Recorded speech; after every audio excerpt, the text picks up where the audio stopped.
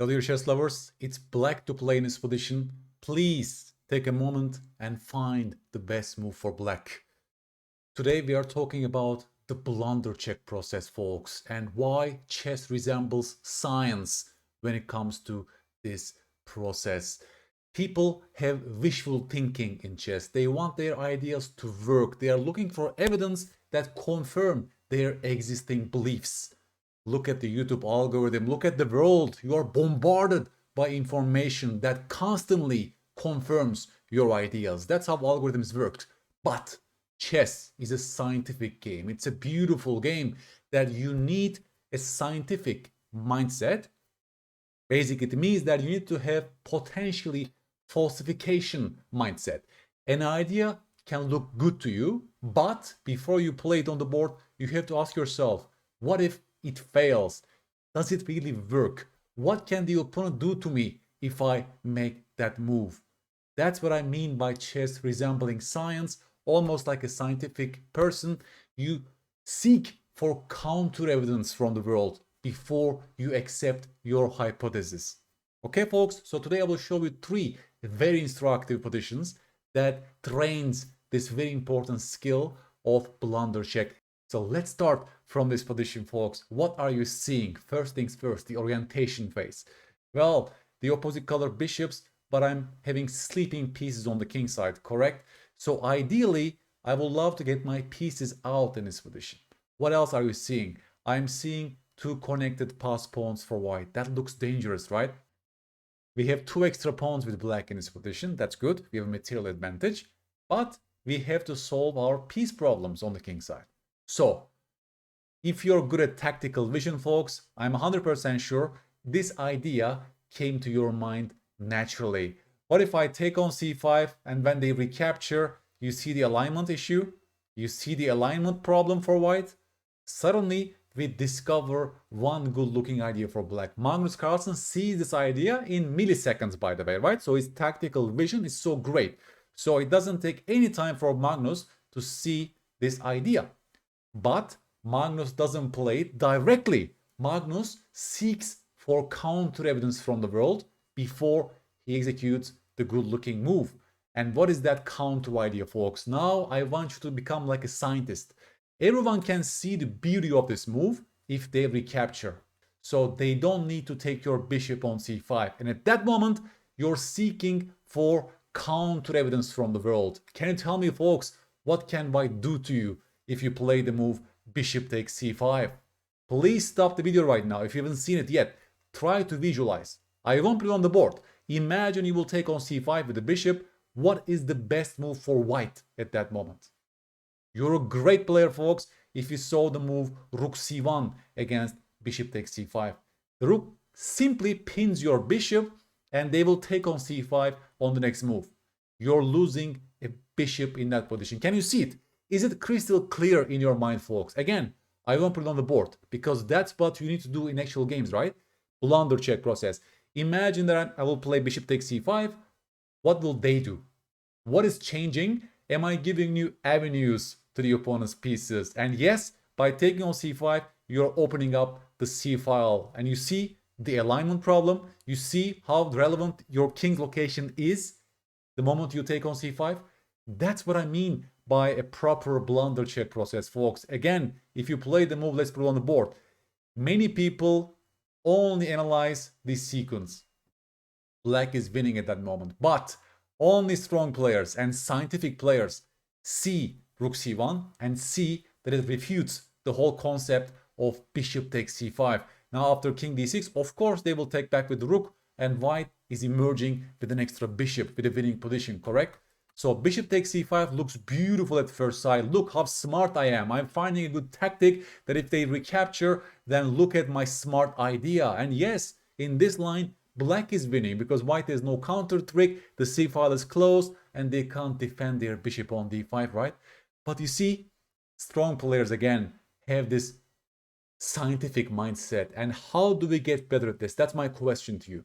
What is the key lesson from this example? And can you internalize, can you start internalizing those thought processes? That's exactly why I'm now working on a course on this very problem, folks. The blunder check. and all the questions you must be asking yourself before you make your move. In this particular position, the question is, what is changing? Because after a pawn recapture, after a pawn capture, there are new avenues available to the opponent's pieces, especially rooks, right? When a pawn is cleared, there's a new open file on the board. You have to see the rook becoming active on the c file. What else you need to see here? You need to see the alignment problem, right? Alignments are always relevant when it comes to tactical ideas. Tactics emerge either from loose pieces or certain alignment issues like skewers, pins, or also when it comes to knight forks, for example, like the geometrical patterns, pawn forks and knight forks as well. So we need to get better at this, of course. That's the first step. But you see the problem? You need to see good looking ideas from the opponent's perspective. And that's when many people fail, because they're only seeking for evidence that confirms their beliefs when they are living in the real world, but also when they are playing chess. One more position, folks. Black to play in this position. Please stop the video, analyze the position, look at those basic imbalances, and please come up with a good move for black in this position. We are down a pawn momentarily with black, but it's our turn and we can maybe do something smart here, okay? So please give yourself some time. Folks, it's another great blunder check puzzle, because I'm 100% sure many of you have seen this potential alignment on the d file. You've seen the rook on d1 is unprotected, and if you move the bishop, let's say, to e3, it looks like you're gonna win the piece on d2 on the next turn, right? So when I look at the position, the first thing I notice is the idea of bishop e3, correct?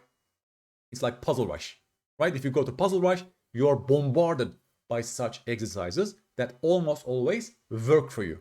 But when it comes to real game, well, not all tactics work for us, right? Sometimes the opponent has a counter trick that refutes our idea. And that's what you need to train to raise your floor, to fix those holes in your games. That's what we are doing in this video as well. Bishop e3 looks beautiful. The bishop is pinned, the rook is unprotected, and I will capture on d2 on the next turn. But Magnus Carlsen or any strong player doesn't stop there. They are actively searching for a great option for their opponents that can potentially refute their ideas. How can bishop e3 be refuted? That's my question to you, right? Please stop the video if you haven't figured out yet and find that resource for white. You're a great player if you saw the rook c1 check and they are unpinning their bishop with tempo. The bishop cannot really cover on c5, and after, let's say, king b8, you're losing the bishop and white is getting a winning advantage. That's when blunders happen. This was a very instructive short calculation, by the way, right? But what is the right thought process? The right thought process is, yes, everyone can see this is a beautiful option, bishop e3, but what if it doesn't work? Or as Dan Heisman says, if a move looks winning, you should double check, triple check, quadruple check everything. Because if it's really winning for you, then okay, it's all well worth investing that extra time. But it can also be a blunder, right? That's a beautiful critical moment. Black is on the verge of winning a piece, but black can also be on the verge of losing this game. And this requires more careful, first of all, time allocation, that you need to actively search for all the good looking options for the opponent. And you cannot miss a check, of course, right? Because checks are the most forcing moves in chess and they are the easiest to calculate, because in that position, white has only a single check to give. So obviously, you need to see their check before you play the move bishop e3, right? It all starts from there, of course. That's almost always the key first question. I will make a move. Am I giving a check to the opponent? Am I giving a devastating check to the opponent? You should go through that first, because checkmate ends the game, right? That's always the most important question. And then once the checks are run out, then you look at other options. For example, in the last example, remember, white didn't have a direct check, but white could have pinned your bishop on c5. Now we were talking about alignment issues. In this case, it's a direct check that is winning the bishop. What is the best move for black? Congratulations, if you found the move bishop takes b2, right? Because what is good about this move? You're simply removing rook c1 check, right? You're regaining the pawn, by the way, and your next move might be after moving the king somewhere, maybe to move the bishop to c3 and win that bishop, right? Suddenly, the bishop is really pinned and white has no way to create a discover check or unpin their bishop with tempo, because if they play the move rook b1, then you take on d2 and you protect your bishop, right? So here white is in a bind, more or less, and it's black who is playing for win. Obviously, he also created two versus one on the queen side.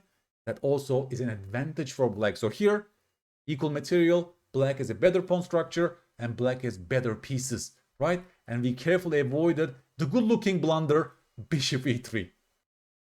Folks, this position is very, very instructive. It's black to move in this position. Black is down a piece, okay? White's last move was queen f4. And obviously, whenever your opponent makes a move, you must ask yourself the very first question of what is their move if I don't make a move right now, right? I made several videos about this. I made a chessable course about this. That's always the first question.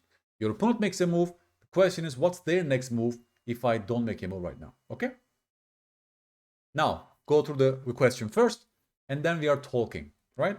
Tell me a couple of good-looking ideas for black in this position, please. What are you seeing? What's the first orientation phase that is going on in your mind? Let's start from there, okay? Well, let's do it together, folks. We are down a piece, so it's in our interest to get the piece back as soon as possible. White just played queen f4, and we see the alignment on the fourth rank, right, between those queens. So the first question that comes to my mind is, am I facing a threat? What if they make this check, knight f6 or knight h6 check? Am I losing my queen, right? That's always the first question when you see a move by the opponent.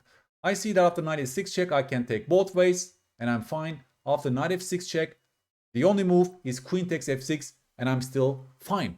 Which means right now I'm not facing a direct threat. That's always great to ask yourself that question and to make sure that we don't face any direct threat.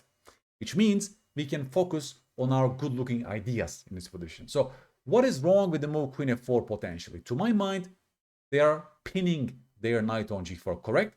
So now that knight is pinned on the loose queen on f4. And yes, loose pieces are always relevant in chess. Also when it comes to blunder check process, but also finding tactics for yourself, right? Right now, both the queen on h4 is loose and also the queen on f4 is a loose piece. The knight is also loose, I would say, because it's hit once and defended only once. That's the definition of a loose piece. If the number of attackers and defenders are the same, that piece is a loose piece, right? The queen attacked 0 times, defended 0 times. The knight attacked 1 time, defended only 1 time. So, logical follow-up is, can we put more pressure on the pinned and loose knight on g4, right? Because that's the most relevant way or the easiest way to get the piece back in this position. So, what are the candidates to get the knight back in this position ASAP? Well, folks, let's do it together. I'm seeing the move h5 as a candidate, f5 as a candidate, right? Because my plan is very simple. I want to hit that knight and win on the next turn. And maybe rook g6 as well, right? I'm seeing those 3 candidates in this position for black. Are you with me, folks? Can you follow my chain of thinking so far? Okay. So, once we figure out those candidates, we have to go through falsification. We have to go through this final blunder check process, right? To eliminate those blunders. So, let's start with the move rook g6. If I go rook g6, I'm seeing that they can defend the knight with the move f3. And I don't see a direct follow-up from there. I can maybe spend more time analyzing moves like f5 and h5 at that very moment, right? But it gets murky to my mind because of the fact that the knight already gets protected on g4. I don't like that. I am already interested in maybe much more forcing and direct solutions that can win that knight on the next turn, correct?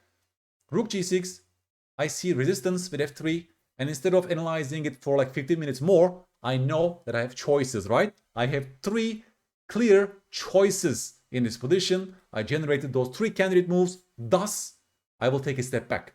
I will ask myself on whether f5 or h5 is a cleaner solution for me. Folks, let's start with the candidate move f5. It also looks very logical to my mind. Well, f5 hits the knight on g4. The pawn cannot be captured on f5 because my rook is here.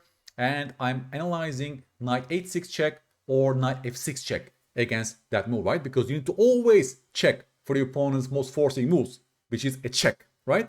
So the blunder check process must revolve around, what if after I go f5, they hit me with those moves? Are they dangerous for us, folks? You tell me. Please visualize f5, knight f6 check. Well, after knight f6 check, my queen can return and capture that knight, right? Because if I take with the rook, then I'm losing my queen on h4. So I know that queen f6 is the only move at that moment. Okay? After f5, what if they go knight h6 check? I also need to analyze that. Well, I can take both with my rook on h6, which defends my queen, or I can capture with my queen on h4. So f5 is making me excited because knight f6 check doesn't work for white, knight h6 check doesn't work for white, and that knight is pinned. The knight cannot move, right? Because then I will take the queen on f4, and if they do something like knight f3, I will at the very least take on g4 with my queen. I'm gaining my piece back. Can you see it, folks? f5 looks very beautiful to me so far. But if you take a step back, folks, and start analyzing the move h5, please do it properly. Please give yourself some time and analyze whether h5 is a good move or a blunder. And this is what makes this position so interesting, folks, because h5 is a blunder, and you tell me why. Because h5 allows the check knight h6, and the rook and the queen are losing communication. You cannot take back with the queen on h6 at that moment, and if you take back with the rook on h6, you're dropping the queen on h4. Can you visualize it, folks? It's only 3 ply deep. You can do it. I want you to visualize why h5 is a blunder for black. Because after knight h6, the queen will be dropping on the next turn. You're losing your queen.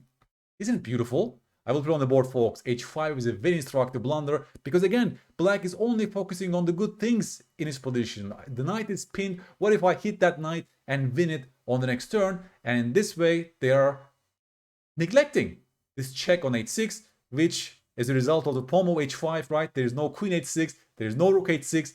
It's amazing, right? That's the single pawn move can drastically change everything. And yes, generally people blunder with their pawn moves because, right, until now, this square was guarded with 3 different ways. It's incredible, right? It looks like knight h6 is a lemon. It's not an idea at all for white. I can do whatever. I can capture both ways. But the moment you go h5, you're unprotecting in some sense, right? The square h6, because right now the queen has no contact with that h6 square anymore. It's an incredibly interesting blunder, right? As a result of your pawn move, you're unguarding the h6 square. You're having less defenders on the square h6, and you're allowing this direct discover check, winning the loose queen on h4, right? That was the importance of basically knowing that your queen on h4 was a loose piece to start with, right? That could have given you some further information about being very vigilant and very careful about this move h5. But you see the gigantic difference between h5 and f5, folks? I find this example to be extremely interesting in this sense, right? Again, superficially, it looks like the same. Both moves are the same, right? Both pawn moves are great. I will win the knight back on the next turn. But here lies the devil, and here lies the value of becoming a scientific person. Be suspicious. Don't accept your hypothesis instantly. Search for counter evidence from the world before you make your moves. That's exactly why Magnus Carlsen tells us that he sees a great move instantly, but he spends the rest of his clock time to potentially falsify his own ideas by actively searching for good moves for their opponents. Just to clear some cobwebs here, folks, after f5, obviously queen c7 is a move as well. What if white counterattacks our loose knight on d7? But the problem for white here is that after f takes g4, right, first of all our rook gets active, but we see this beautiful follow-up, rook h6, and his king is not feeling any safe on the king side. So congratulations if you went a little bit deeper in this position and also saw the contours of this position and have a basic sense of the dangers that is waiting the white king on the king side, right? And I will leave you with this homework position after f5. What if they go knight f3 here, folks?